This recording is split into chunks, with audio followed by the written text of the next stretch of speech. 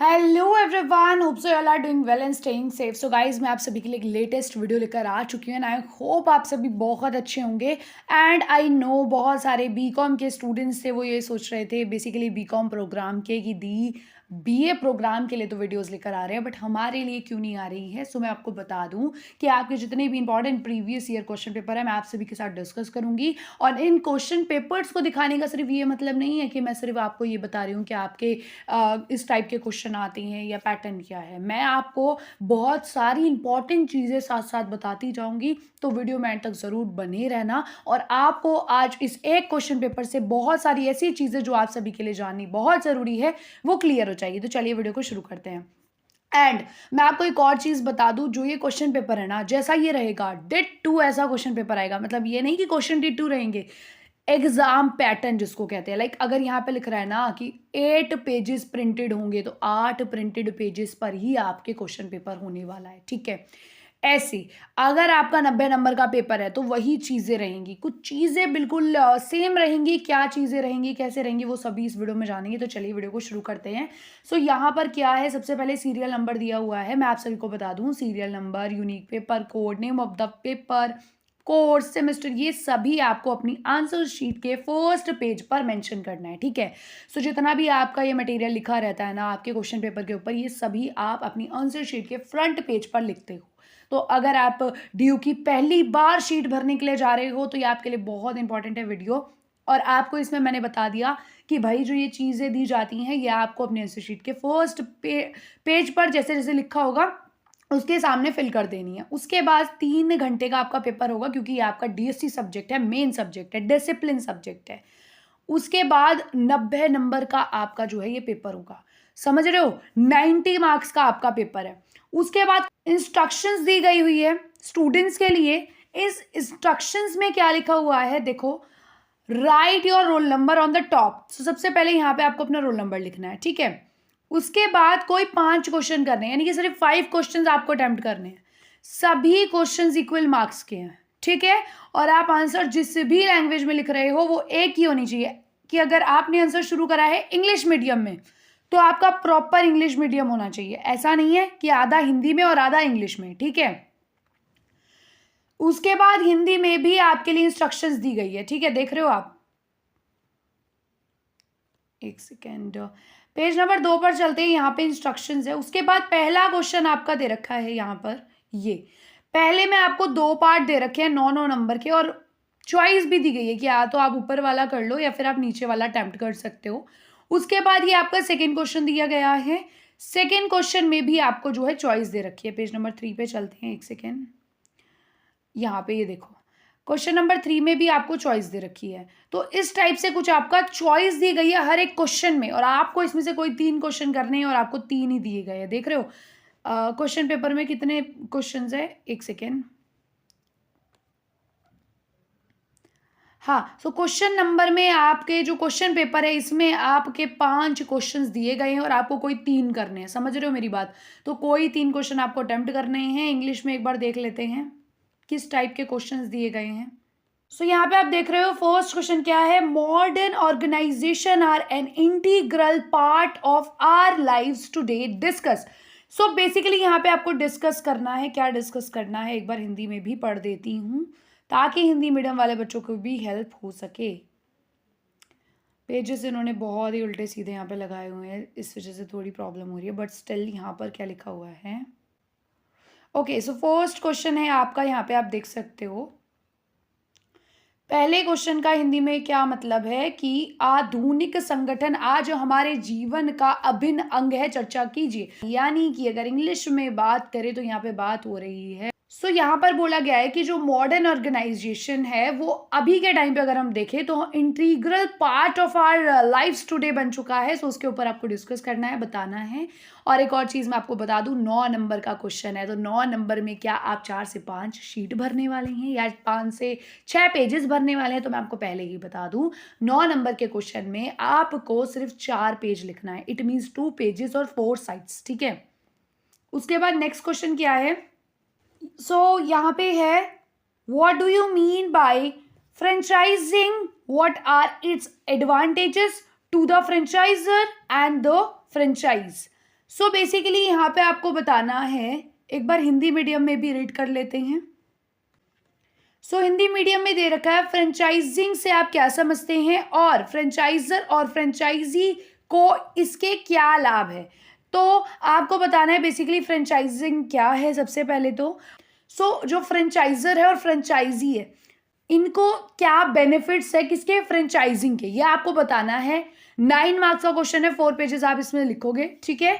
तो ये आपका जो है फर्स्ट क्वेश्चन है। अगर ये आपको अटेम्प्ट नहीं करना तो इसके अलावा आप अथवा करके जो और क्वेश्चन दिए हैं वो भी अटेम्प्ट कर सकते हैं। यहाँ पे लिखा हुआ है, यहाँ पर है what consideration should be kept in mind while choosing a form of business. एक बार मैं हिंदी में भी रीड कर देती हूँ ताकि आपको समझ आ जाए। यहाँ पे लिखा हुआ है व्यवसाय का एक रूप चुनते समय किन बातों को ध्यान में रखना चाहिए कि अगर हम कोई बिजनेस करना चाहते हैं, हम चाह रहे हैं कि हम इस फील्ड में बिजनेस करें, तो हमें कौन सी ऐसी चीजें हैं जिनको कीप करना चाहिए ऑन आवर माइंड, ठीक है।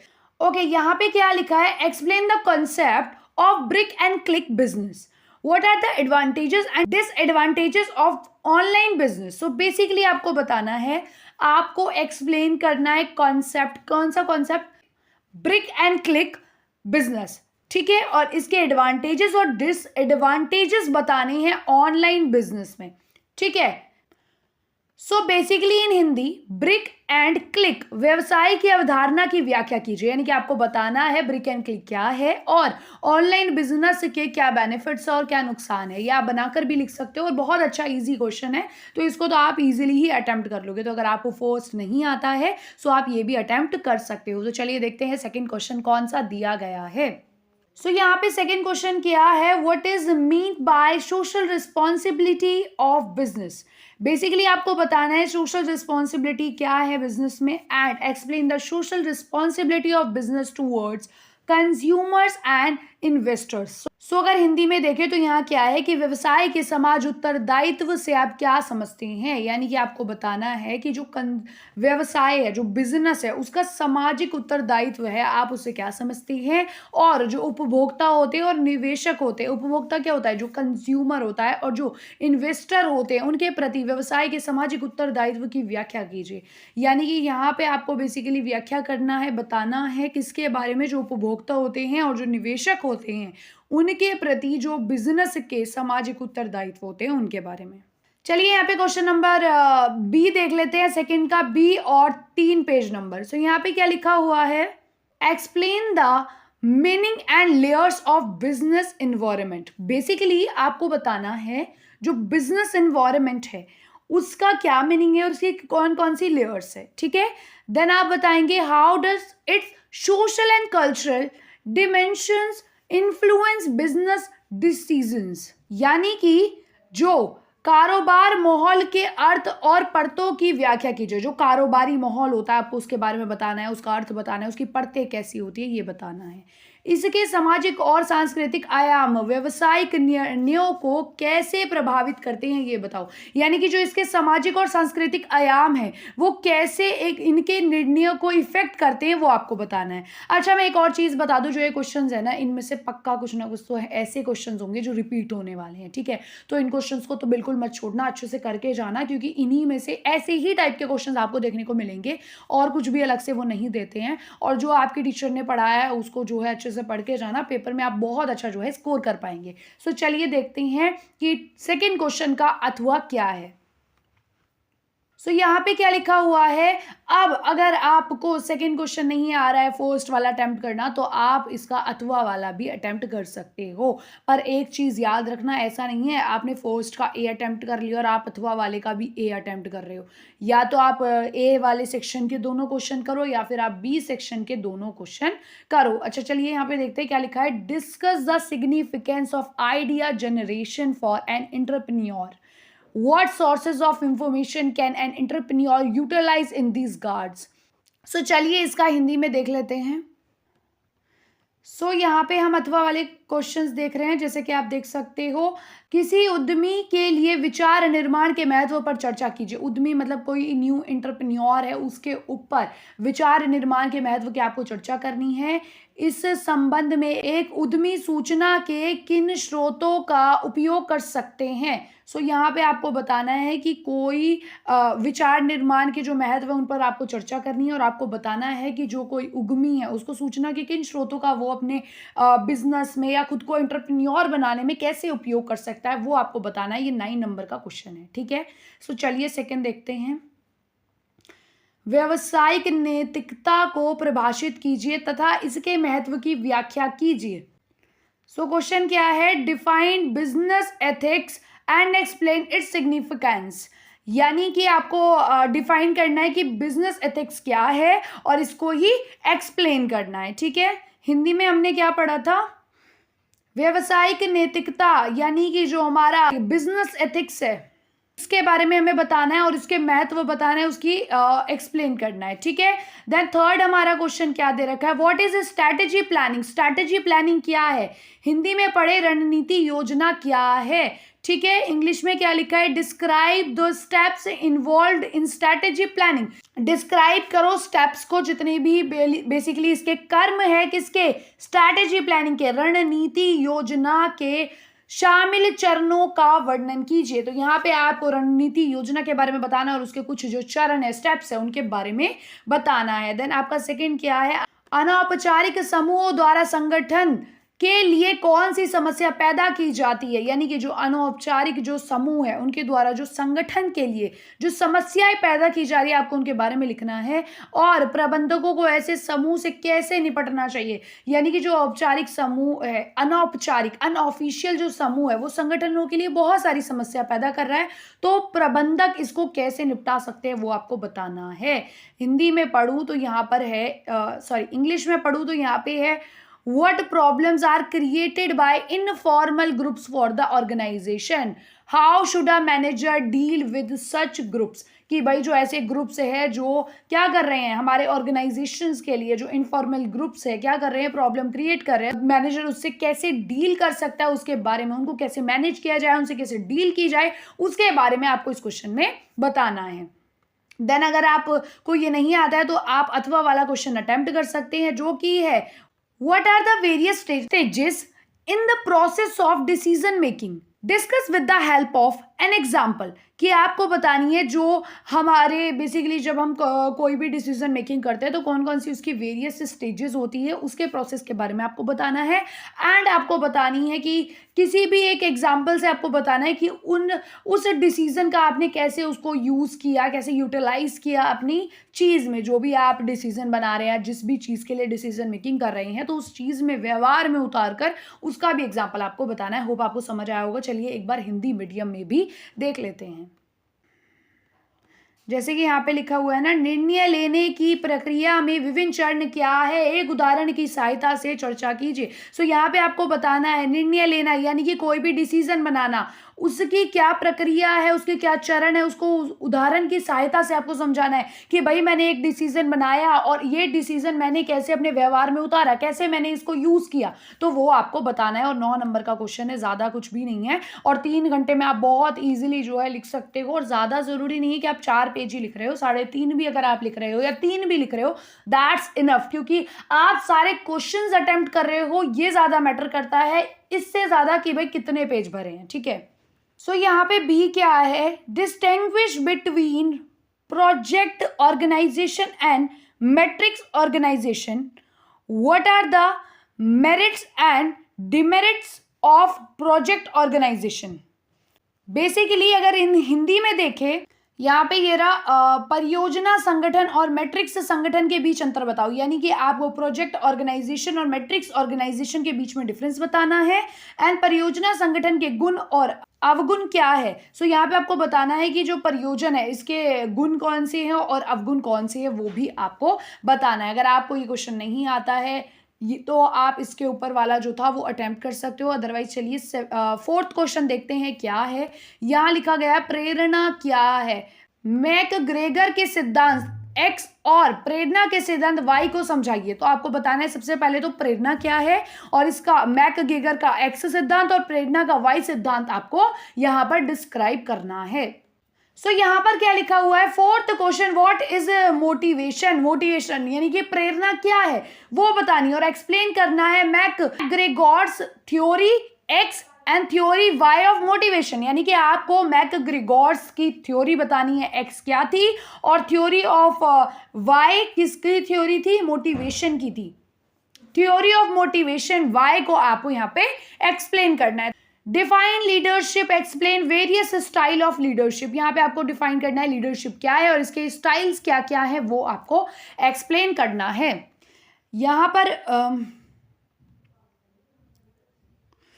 पर क्या लिखा है, नेतृत्व को परिभाषित कीजिए, नेतृत्व की विभिन्न शैलियों की व्याख्या कीजिए, यानी कि आपको यहाँ पे नेतृत्व के बारे में बताना है और उसकी कौन कौन सी शैलियां है, स्टाइल है, उसके बारे में बताना है। और अगर आपको ये फर्स्ट क्वेश्चन नहीं आता है तो आप जो है अथवा वाला जो है कर सकती हैं। अब मैं आपको एक चीज बता दूं, जो भी ये क्वेश्चन हम डिस्कस कर रहे हैं बहुत ज्यादा इंपॉर्टेंट है, मत भूलना करना, अपने पेपर में अच्छे से करके जाना। ये क्वेश्चन तो बहुत इंपॉर्टेंट है, इनको आपको स्किप नहीं करना है। एक संगठन में संचार के लिए मुख्य बाधाएं क्या है, उसे दूर करने के उपाय सुझाए। तो यानी कि जो भी कोई एक संगठन होते हैं, संचार के मुख्य उसमें क्या बाधाएं हैं वो बतानी है और उन्हें कैसे दूर किया जा सकता है। बहुत इजी सा क्वेश्चन है। अगर हम इस क्वेश्चन को देखें in English, what are the main barriers of communication in an organisation and suggest measures to remove them, यानी कि आपको बताना है यहाँ पर कौन कौन से मेन बैरियर्स है जो कम्युनिकेशन में आते हैं किसी भी ऑर्गेनाइजेशन में और इनको कैसे रिमूव किया जा सकता है, ये आपको बताना है। देन आपका सेकंड क्वेश्चन दिया गया है यहाँ पर कि discuss the concept of process of control, state the requirement of an effective control system. So यहाँ पर आपको अगर हिंदी मीडियम में देखें तो यहाँ पर आपको बताना है कि नियंत्रण की अवधारणा और प्रक्रिया पर चर्चा कीजिए, यानी कि नियंत्रण जो होता है उसकी अवधारणा क्या है, उसकी प्रक्रिया क्या है, उसके बारे में बताना है। उसके बाद प्रभावी नियंत्रण प्रणाली की आवश्यकता बताइए कि भाई एक प्रभावी इफेक्टिव नियंत्रण कंट्रोल सिस्टम होना चाहिए, उसके बारे में आपको यहाँ पर बताना है। सो यहाँ पर फिफ्थ क्वेश्चन दिया गया है, किन्हीं दो पर आपको शॉर्ट नोट लिखना है। कार्यबल विविधता और समावेशन पर आप लिख सकते हैं, आउटसोर्सिंग पर आप लिख सकते हैं, या फिर आप मेक इन इंडिया आंदोलन पर लिख सकते हैं, फ्लेक्स टाइम और कार्य जीवन संतुलन पर आप जो है नोट लिख सकते हैं, प्रभावी प्रबंधन के लिए रामायण और गीता से सीख आप इस पर भी लिख सकते हो। तो देख रहे हो कितने इजी क्वेश्चंस है, इनमें से किन्हीं दो पर अगर आपको आता है शॉर्ट नोट लिख सकते हो, अदरवाइज आप अदर क्वेश्चंस जो है अटेम्प्ट कर सकते हो। आपको बहुत ही चॉइस दी गई है, यहाँ पे 5 में से 3 क्वेश्चन करने और हर क्वेश्चन में चॉइस दी गई है, ठीक है। इंग्लिश में क्या दिया गया है, right short notes on any 2 of the following, ठीक है। फर्स्ट क्या है, work force diversity and inclusion, outsourcing. उसके बाद आपको थर्ड पे लिखना है मेक इन इंडिया मूवमेंट पर लिख सकते हो, flexi time and work time balance पर आप लिख सकते हो, learnings from Ramayana and Gita from effective management, basically for effective management के लिए आपको क्या सीखने को मिलता है रामायण और गीता से, इनके बारे में आप लिख सकते हैं। यानी कि आपका जो इसमें एक क्वेश्चन पड़ता है वो आपका पड़ेगा 4.5 नंबर कुछ का पड़ेगा, तो आप शॉर्ट नोट लिख सकते हैं। बहुत ईजी क्वेश्चन है एंड आई होप आपको ये वीडियो अच्छी लगी होगी। आपके मैंने सभी इंपॉर्टेंट टॉपिक्स बेसिक्स जो था ना कि भाई पेपर में आएगा वो सब मैंने कवर करवाया और मैंने आपको बताया कि यही क्वेश्चन हर साल रिपीट होते हैं, सेम क्वेश्चन पेपर ही ज्यादातर रिपीट किया जाता है, क्वेश्चंस को घुमा दिया जाता है। तो अगर आप इन 5 क्वेश्चंस के हर एक क्वेश्चन को अच्छे से कर लेते हैं, अथवा वाले भी अगर मैं लगाऊं तो 10 क्वेश्चन ये अच्छे से कर लेते हैं, तो पेपर में आपको कोई भी पास होने से नहीं रोक सकता और आप बहुत अच्छे मार्क्स लेकर आओगे। अपने सिलेबस को आप अच्छे से करिए। बाकी thank you for watching this video till the and. अगर इस क्वेश्चन पेपर का पीडीएफ चाहिए तो टेलीग्राम ग्रुप को ज्वाइन कर लो, लिंक डिस्क्रिप्शन में है। एंड मिलते हैं जल्दी एक और वीडियो के साथ। वीडियो कैसी लगी जरूर बताना। Thank you for watching this video till the end, bye bye.